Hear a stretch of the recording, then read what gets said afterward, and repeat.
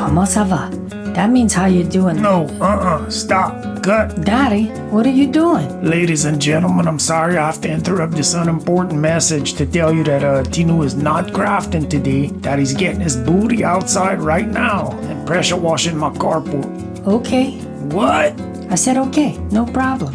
Wait a second, why are you agreeing so quickly? Because you're my daddy and I listen to what you say. Okay, now every alarm bell in my head is going off. Daddy, don't be silly. Just go relax. Put your feet up, watch a zombie movie, and I'll go clean the carport. Bye.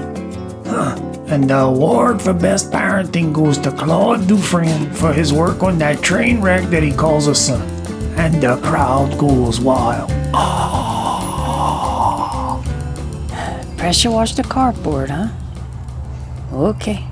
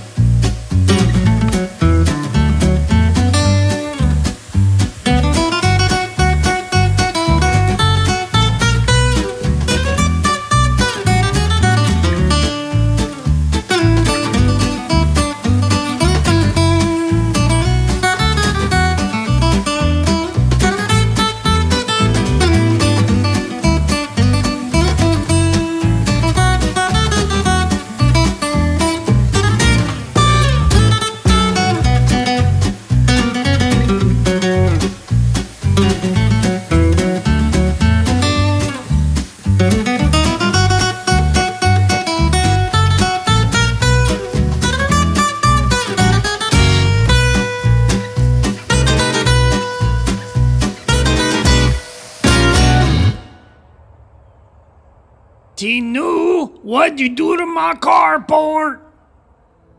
So, how did I get a giant octopus on my carport?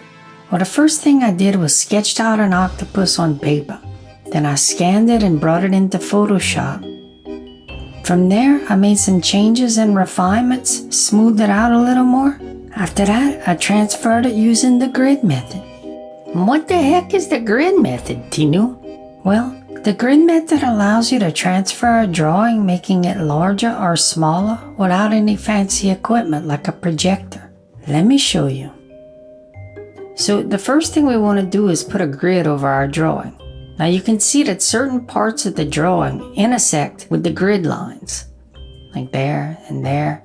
Now, in order to make this work, the smaller drawing and the larger drawing have to have the same aspect ratio and they have to have the same amount of grid boxes. You can see where these points correlate to each other. The top of the head is there, and this part is right here and right there.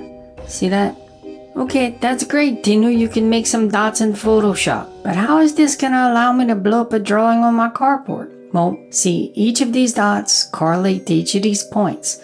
So when you're gonna transfer the drawing, you're gonna attempt to make the lines of the larger drawing intersect in the grid at the same places that they are in the smaller drawing. Don't worry, we're gonna go over this more in depth. Come on. New canvas. Oh, apparently you're not happy just destroying one part of my carport. You're gonna destroy this part too? Yeah, but first I gotta measure it out. Great. The width is 22 feet and the height is 12 feet 9 inches. Alright, now I'm back in Photoshop and I created a new canvas that's 22 inches by 12.9 inches. The carport was 22 feet wide, so this new canvas in Photoshop is 22 inches wide. And the same thing goes for the height. So our drawing that we're going to do in Photoshop is going to be the same exact aspect ratio as our carport, except it's at a smaller scale. We're just converting feet into inches. Make sense? No, you're kinda making my head hurt. It'll be easier to understand as we keep going. I'll believe it when I see it. So the new design that I want to do for the carport is going to be a shameless self-promotion for my other YouTube channel, CraftPod13, which has podcasts with other YouTube crafters, so go check it out. What are these black things on the screen? Tombstones? No, these are the silhouettes of theater seats. Watch. I'm gonna take this picture of this handsome guy right here and paste it into our new canvas.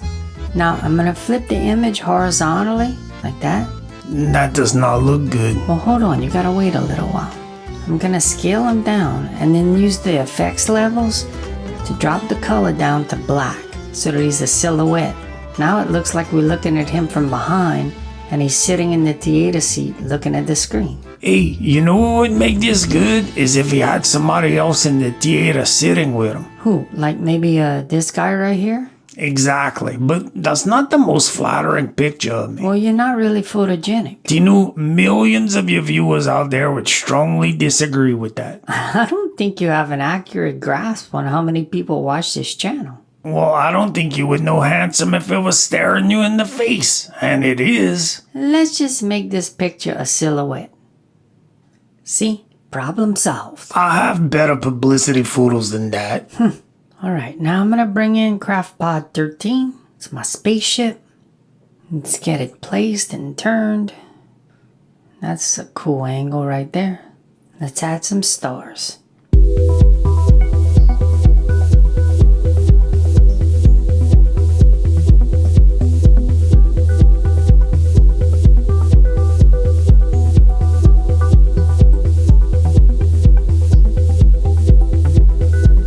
Now I want the edges of the ship to be a lot cleaner, so I'm just going to use the pen tool to build a shape around it, a path, and then I'm going to fill the path with just black so that it's just a much cleaner design.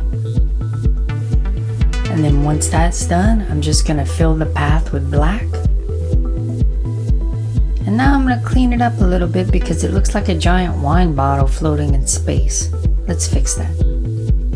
Now if you want your sides to be perfectly symmetrical, then pick the one side that you like and then duplicate it. Cut that angle and then now we duplicate this whole side and put those two together. Now each side is exactly the same. Let's kind of squeeze these two halves together, give it a little more sleekness, like that. That's good. Now I want a flame to be coming out of the back side of CraftPod 13, so I'm just using the path tool to create a flame.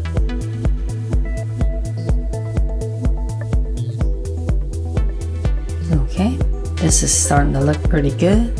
One last thing, let's build a porthole.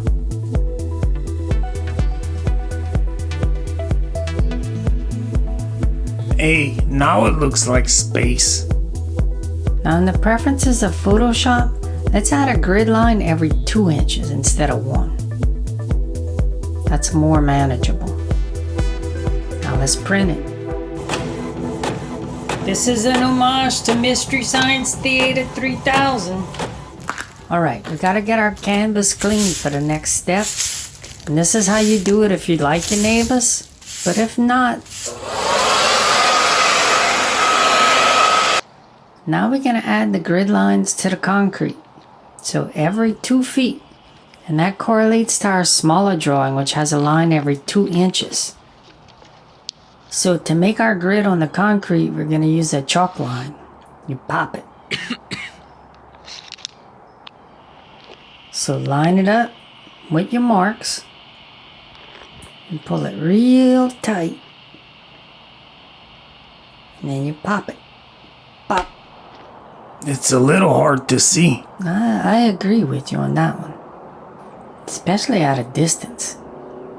The camera wasn't really picking up the lines from far, so here's a visual representation of what the grid looks like. I'm going to draw out my design with chalk. And the easiest way I found to do it is to tape it to a stick. That way you can stand a little distance from the drawing to give you some perspective. You look at the drawing and then you try to figure out as close as possible where the lines intersect on your bigger grid. So you try to match what's happening on the smaller grid with what's going on the bigger grid. Every time I do this, I'm positive that it's not going to work and it's going to end in a trail of tears and disaster. but I'm always shocked that this technique works fantastically well. It is a bit tedious, and I find it slightly stressful, but man, it works. Here's a little trick that I find works really well. So I find the start of a line, and then I go ahead and find the end of a line, and I mark both of those out, and then you can kind of just visualize how the line is going to connect. You can measure stuff out if that helps also. I also like using the stick because if you get up too close to the drawing, I find it's easy to make mistakes. It's a little harder to make a straight line, but we can have a chance to clean that up a bit more later.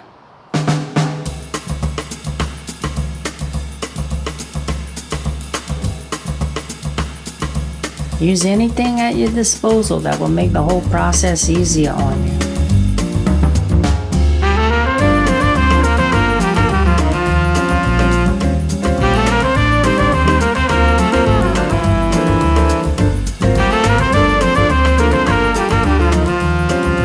Now here's a great thing about chalk.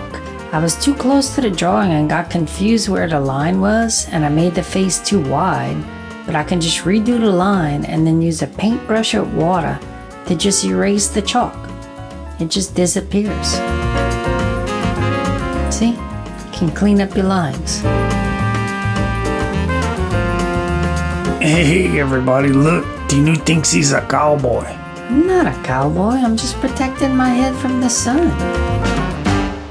See? Erase the lines. Now I'm going to go over everything one more time with a Stabilo pencil, and this just helps make the marks a little more waterproof since we're going to be using a pressure washer.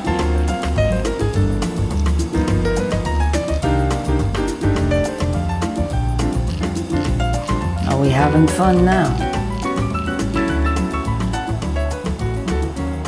Alright, the whole thing's finished up, ready to be pressure washed.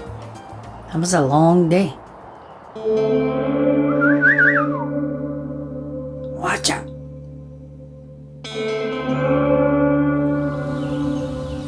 Bon matin. That means good morning. Now this is my pressure washer. The salesman that I bought it from described it as a chick magnet, but I have my doubts. Now one thing that I learned when doing my octopus is that if you let go the trigger, the whole gun will jiggle, and that's the easiest way to mess up your drawing and to get lines where you don't want them. So I use this clamp to hold the trigger in place. Now what am I trying to say with this shot? Oh yeah, that the pressure washer is shooting out at 2000 psi. So if you lock the trigger and then you drop the gun, you're gonna end up like this guy.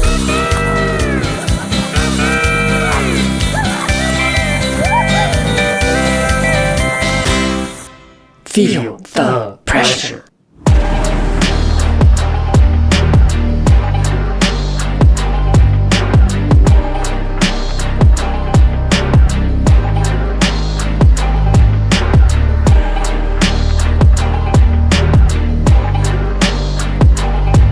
So while this long shot is playing, I want to point something out to you.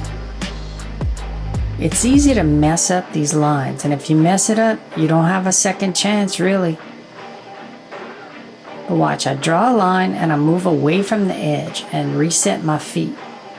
Watch, I'm going to draw this really long line.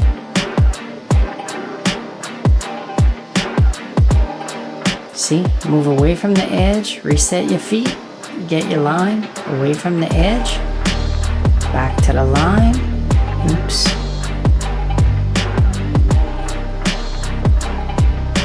Away, reset.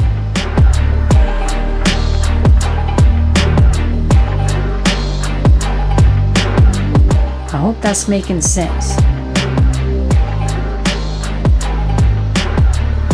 Reset. And this will save you a lot of mistakes. Here's another trick. Since we locking down the trigger, you gotta come in from above and fast right down to the middle. Let's see an instant replay of that, please. Fast down into the middle.